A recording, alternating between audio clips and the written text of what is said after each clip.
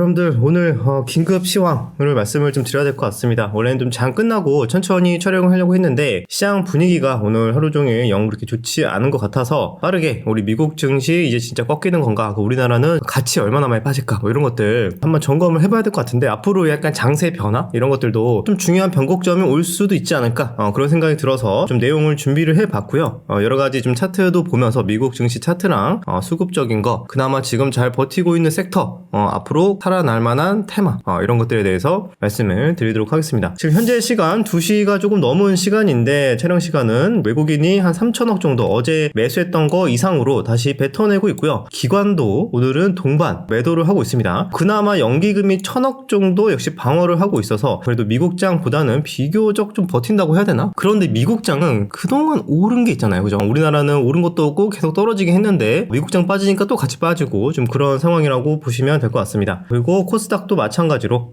외인, 기관 전부 다 매도를 하고 있고, 오늘은 선물까지도 외국인이 5,500억 정도 매도를 하면서 현선물 동시 매도를 하고 있습니다. 한마디로 완전히 하락 쪽에 지금 배팅을 하고 있다, 이렇게 볼 수가 있겠죠. 자, 그러면은 미국 한번 차트를 볼까요? 이게 많은 분들이 또 미국이 오랜만에 이렇게 조정이 나왔어? 그럼 무조건 기회 아니야? 지금이라도 바로 사야 되는 거 아니야? 이렇게 생각하시는 분들이 꽤 있을 것 같아요. 아마 저도 뭐 반반 좀 의심을 하고 있긴 한데, 근데 이번 장대 음봉이 최근에 별로 안 나왔던 음봉이긴 합니다. 여러분, 이게 나스닥 차트입니다. 이 차트 보면은 아직까지 뭐 추세는 양호하죠. 뭐 이거 꺾였다고 볼 수는 없고 아주 우상향 추세라고 이렇게 볼 수는 있습니다. 그런데 최근에 이렇게 거래량이 꽤 증가하면서 장대 음봉이 크게 나왔습니다. 이런 식으로 장대 음봉이 크게 나온 적은 최근 들어서 거의 없네요. 하루 만에 3.5% 급락과 함께 고점에서 포커스처럼 내려왔는데, 아마 이 이유에 대해서는 많은 분들이 뉴스를 이미 보셨겠지만 미국의 매파적인 통화 정책에 대한 내용이 나왔습니다. 여기 뉴스 보시면은 미 연준 오늘이죠, 기준금리 0.25%포인트 인하를 했습니다. 이거는 원래 예상대로 간 게 맞잖아. 하지만 현재 경제 지표도 양호하고 물가도 조금 높은 수준을 유지하고 있기 때문에 내년의 인하 전망을 원래는 4회 내지는 3회였는데 2회까지 축소를 할 것이다 라고 얘기를 했고요. 이거를 좀 시장에서는 좀 불안해하긴 했어요. 야, 금리 인하 속도를 늦추면은 이거 랠리가 좀 이제 제동이 걸리는 거 아니냐, 뭐 실적이 좀 괜찮은 애들만 가고, 그런 식의 전망이 좀 있긴 했는데 실제로 이렇게 연준에서 이야기를 했고, 게다가 인플레 2% 도달을 지금 목표로 하고 있죠. 근데 그 도달 시기를 1년이나 미뤘습니다. 원래는 26년이면 될 거다, 그때까지는 이제 다시 2%로 돌아와서 다시 이전으로 돌아올 것이다 라고 했는데, 연준이 봐도 아닌가 봐. 지금 너무 물가의 수준이 높고 내년에도 관세도 올릴 거고 여기저기 또 물가가 올라갈 만한 좀 요인들이 있다 보니까, 야, 이거 일단 안 되겠다, 1년 미루자 해가지고 에라이 모르겠다, 27년입니다 이렇게 얘기를 했습니다. 그래갖고 얘네들 또 왔다 갔다 하는구나, 또 이런 생각이 들면서 또 시장에서는 약간 또 신뢰를 잃으면서 불확실성 때문에 일제히 차익 실현이 나왔다라고 볼 수 있고요. 이것도 어느 정도 예견돼 있을 수 있어요. 이런 인플레이션이 쉽게 잡히지 않고 있다는 거는 이미 이전의 지표로도 충분히 확인할 수 있었는데, 제가 봤을 때는 이번에 요 빌미, 매파적인 발언을 빌미로 그동안 많이 올라왔었기 때문에 차익 실현이 강하게 나오지 않았나. 크게 또 하락을 하기 위해서는 어느 정도의 또 명분, 또 이유가 필요한데, 그게 마침 트리거가 또 이런 또 연준의 발언이 됐다, 이렇게 해석을 하고 있습니다. 그래서 내년에는 험난한 통화 정책 행보가 예고가 되고 있다 라는 소식 때문에 미국 지향이 굉장히 급락을 했다, 이렇게 볼 수가 있고요. 또 여기서 엎친 데 덮친 격으로 또 마이크론은 장 끝나고 실적 발표했는데 지금 현재 시간에서 마이너스 16% 급락을 하고 있었습니다.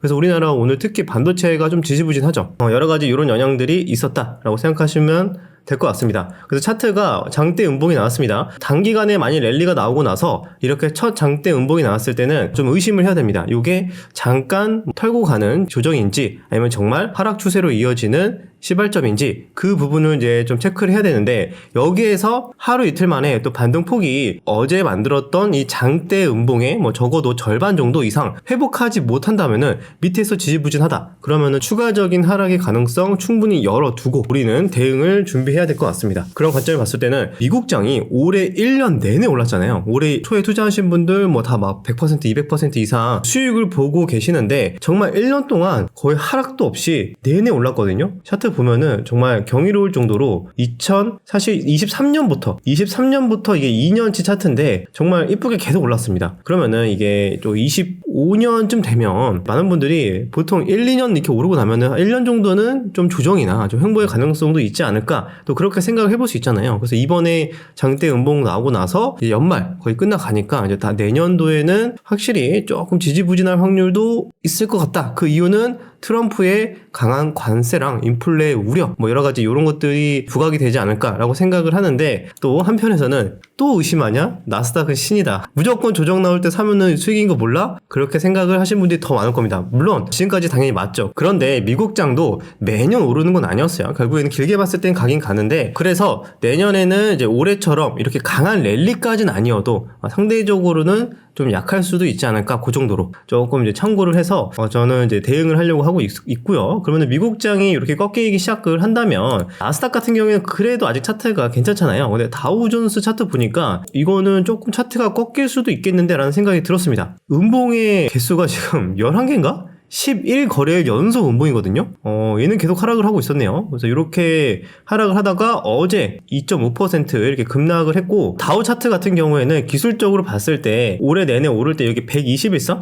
121선 요 라인을 거의 이탈하지 않고 계속 올랐거든요. 조정이 나오더라도 요 근처에서 금방 반등, 근처에서 반등 이렇게 나왔습니다. 그런데 이번에도 지금 다 왔어요. 121선 근처에 다 왔는데 여기에서 이제 지지받지 못하고 만약에 소폭 반등한 척하다가 다시 이탈이 나온다. 그러면은 단기 추세 이탈의 가능성을 열어두고 확실히 좀 대응을 해야 될 것 같습니다. S&P도 마찬가지 장대 음봉이 오랜만에 나왔다. 참고하시면은 될 것 같고요. 그럼 여기까지 미국 증시 기술적으로도 어떤 부분을 봐야 되는지 저는 여기서 하루 이틀 만에 빠른 반등에 실패를 한다면 하방으로 간다라고 보고 거기에 맞게 대응을 하려고 하고 있다 정도로 저의 개인적인 생각을 정리를 하겠습니다. 그럼 국장 도대체 어떻게 되는 거냐? 우리나라장은 그러면 우리나라 증시도 좀 걱정이 되긴 하는데 사실 우리나라는 미리 좀 많이 맞은 게 있어서 미국 증시가 흔들릴 때마다 같이 맞을 수는 있어요. 그런데 아마 오늘처럼 그래도 비교적 또 단발 매수세가 또 들어오면서 이 구간 최근에 만들어진 이런 박스권 구간에서 계속 왔다 갔다 하지 않을까 개인적으로 생각을 하고 있습니다. 그런데 이 지수 플레이로는 별로 수익을 낼 만한 게 없다라고 볼 수가 있는 거거든요.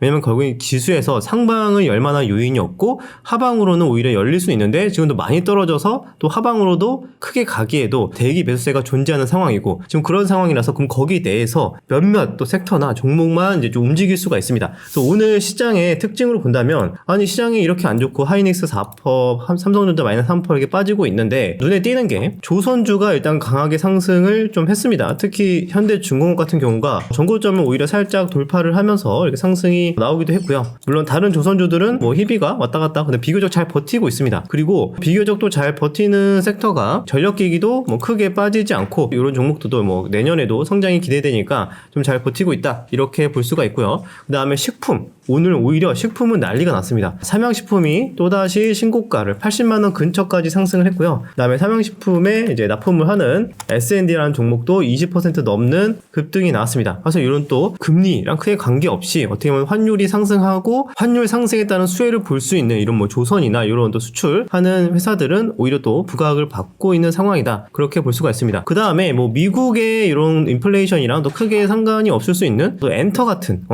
섹터도 비교적 좀 잘 버티고 있지 않나 그런 생각이 좀 들고요. 하이브도 양전환을 한 상황이고 다른 SM이나 전체적인 이런 엔터 종목들도 비교적 다른 차트들에 비해서 좀 잘 버티고 있지 않나. 디어유 이런 종목들도 있고요. 그래서 이렇게 뭐 조선, 전력기기, 엔터, 식품 이런 쪽은 비교적 좀 타격을 덜 받고 있다. 그렇게 보고 있고요. 테마로 본다면 오늘 가장 강하게 올라가고 있는 게 또 우크라 재건 쪽이거든요. 오전에 전진건설 로봇이 내년에 대한 긍정적인 레포트 분석이 나오면서 상승하기 시작했습니다. 근데 얘가 예전에 우크라이나 재건 쪽 이제 미국의 인프라 투자 쪽으로 부각이 된 적이 있기 때문에 이 종목이 치고 올라가니까 우크라 재건인가? 그치 어차피 우크라 재건은 뭐 미국 증시 시황 그렇게 크게 타는 테마가 아니지 하필 오늘 시장도 하락하겠다. 이쪽으로 수급이 갑자기 몰리기 시작했습니다. 그래서 SY 스틸텍도 갑자기 전고점을 한번 돌파를 시도를 했고요. TYM 포함해서 오늘 대동기어도 16% 대동도 좀 반등을 시도하는 그런 모습을 보였고, 그 다음에 상대적으로 장중에 뭐 초반에 양자 쪽 살짝 튀는 듯 했다가 다시 차익 실현이 나왔고, 그 다음에 드론은 지지부진했고, 그 다음에 정치 쪽이랑 탄소 포집 쪽, 그쪽이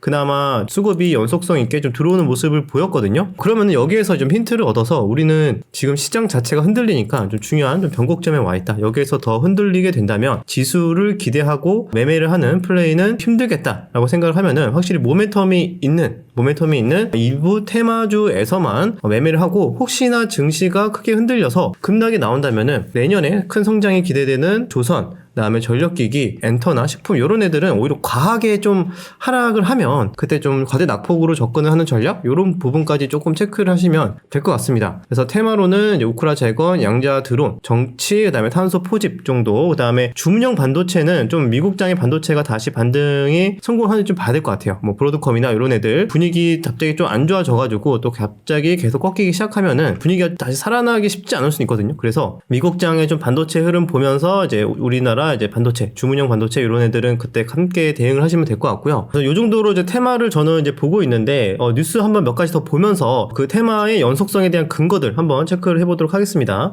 그 다음에 코인 관련된 소식 잠깐 말씀을 드리겠습니다. 그래서 미국에서는 이제 전략자산으로 비축을 한다. 그래서 비트코인 비축 법안 발의를 했거든요. 그런데 나스닥과 함께 같이 조정이 나왔습니다. 여기서 또 파월이 살짝 또 찬물을 끼얹었다라고 볼 수가 있는데, 파월이 어떻게 이야기를 했냐? 비트코인 가질 수 없다 라는 발언을 했다고 합니다. 그래서 10만 달러 선까지 이제 하락을 했고, 파월 연준 의장이 연준의 비트코인 보유 가능성을 일축했다. 이거는 좀 말이 좀 다르네요. 그죠? 파월은 아니라 그러고 정부에서는 비축 자산으로 한다고 하고, 좀 이렇게 말이 다른 모습이 나오면서 투자 심리가 흔들리고 있다. 그렇게 보시면 될 것 같습니다. 파월 의장이 비트코인 보유를 하려는 정부의 노력에 관여하고 싶지 않다. 아예 반대를 하는 것 같지는 않지만, 여기서 파월이 뭐라고 얘기를 했냐면, 비트코인을 보유하려는 정부의 노력에 관여하고 싶지 않다라고 발언을 했고요.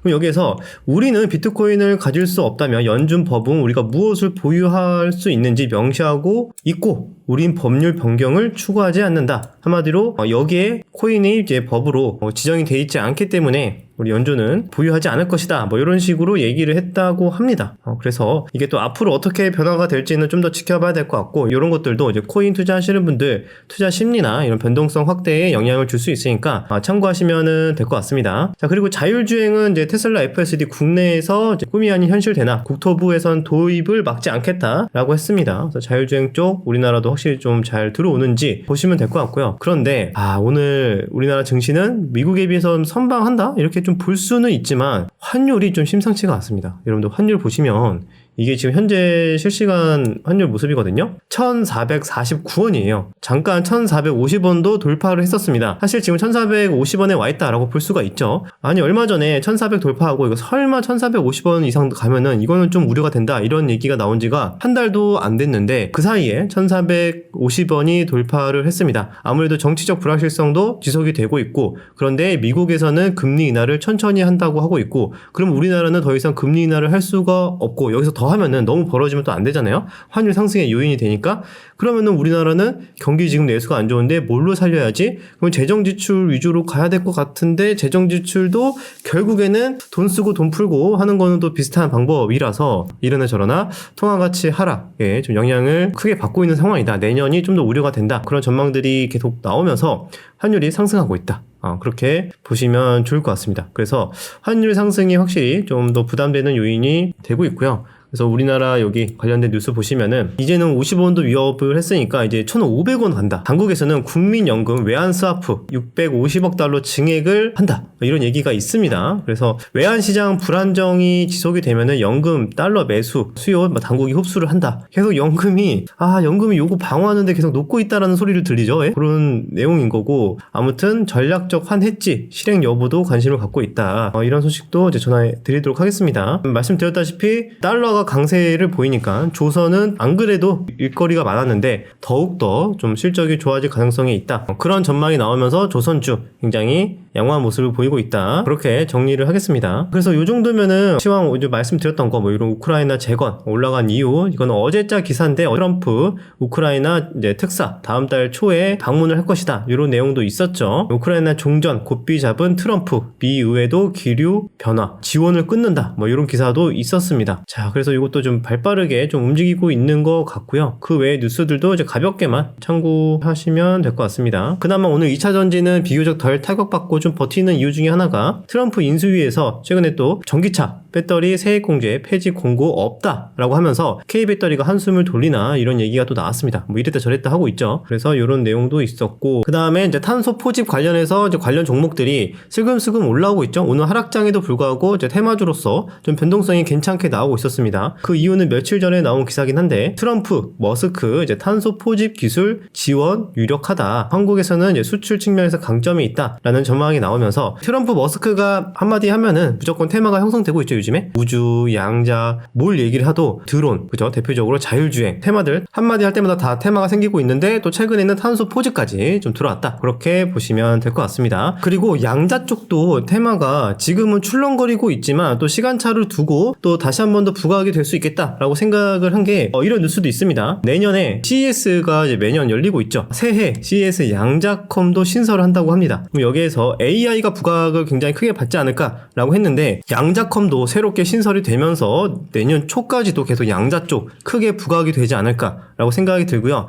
이번에 최대 규모가 될 것이라고 합니다. 그래서 이렇게 보면은 양자 쪽도 아무래도 연속성 충분히 있지 않을까 이렇게 생각을 해볼 수 있겠죠. 이런 뉴스가 있고 내년 CES에서도 추가적인 이런 뭐 기술력이나 여러 가지 이런 것들이 또 보여주게 되면은 거기에 따른 기대감이 좀 지속될 수 있기 때문에 증시 자체는 좀 꺾이기 시작했다. 하지만 테마주 위주로만 계속 움직임이 나올 것 같고 그나마 모멘텀이 있는 테마주 내년에도 있을 만한 테마주는 뭐가 있을까라고 생각을 해본다면은 뭐 이런 양자도 있을 수 있고 또 시간차를 두고 드론도 다시 움직일 수 있고 탄소 포집이나 우크라이나 재건이나 뭐 AI 쪽도 다시 뭐 올라오는지 정도 보시면은 될 것 같습니다. 그다음에 추가로 보면은 이제 일정은 얼마 안 남긴 했는데 컨텐츠 오징어 게임 2 관련해서도 이런 종목들도 지금 비교적 좀 잘 버티고 있고 그 정도로만 참고하시면은 될 것 같습니다. 갑작스러운 시황 변화에 많은 분들이 좀 놀라셨을 것 같은데 이미 뭐 1, 2주 전에 계엄이나 뭐 탄핵 이런 것들 때문에 큰 변동성을 한번 먼저 맞았기 때문에 그래도 뭐 상대적으로 좀 내성이 있지 않나 그런 생각이 드는데 여기에서도 요점이 이제 우린 그 국내 자체적인